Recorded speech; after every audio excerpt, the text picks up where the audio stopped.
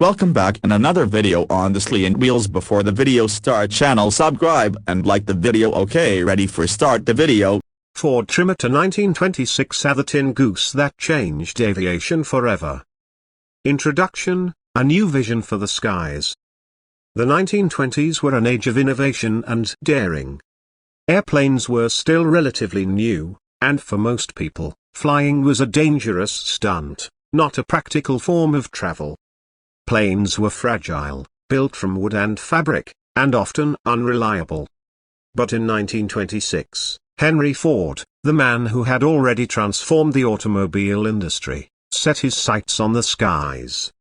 His creation, the Ford Trimeter, would become one of the most iconic aircraft of its time. It didn't just carry passengers, it carried the dream of commercial aviation into reality. Ford's entry into aviation wasn't just a whim. He believed in mass transportation and making advanced technology accessible to the public. Just as the Model T brought cars to ordinary families, Ford wanted to create a plane that would bring flying to the masses. In 1925, Ford purchased the Stout Metal Airplane Company, founded by William Bushnell Stout, an aviation pioneer who experimented with all-metal aircraft.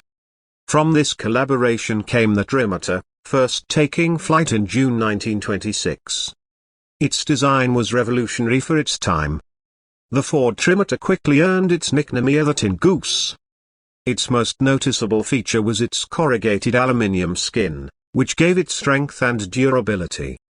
While some criticized its odd, ridged appearance, the design made the plane much more rugged than the wooden aircraft of the era. Its most defining feature was the three-engine configuration. Most planes of the 1920s had only one or two engines, and engine failure was a common and often fatal problem. By giving the plane three engines, Ford engineers made flying far safer. If one engine failed, the other two could still keep the Trimeter in the air.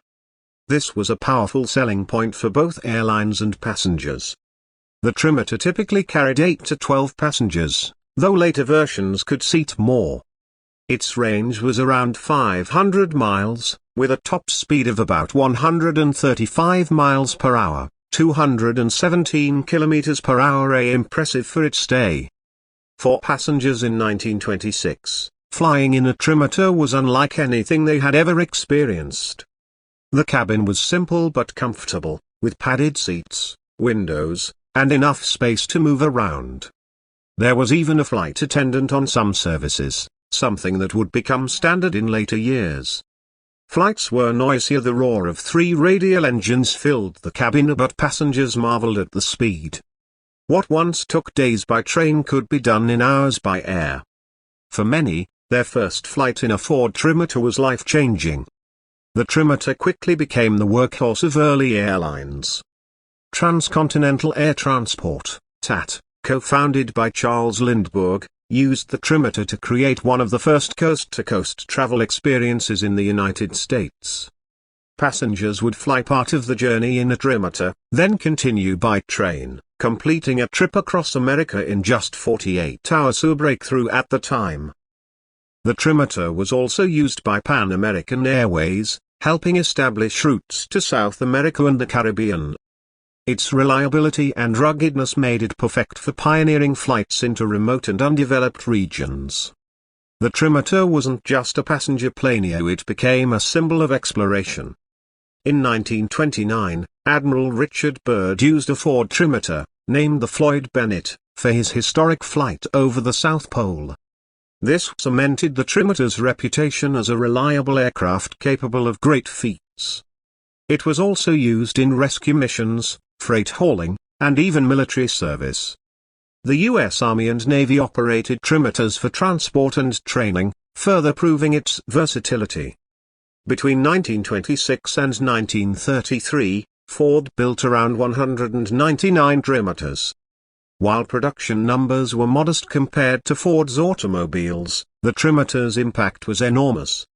It helped convince the public that airplanes could be safe, practical, and reliable. The Trimeter laid the foundation for the modern airline industry. It showed that carrying multiple passengers over long distances was not only possible but profitable.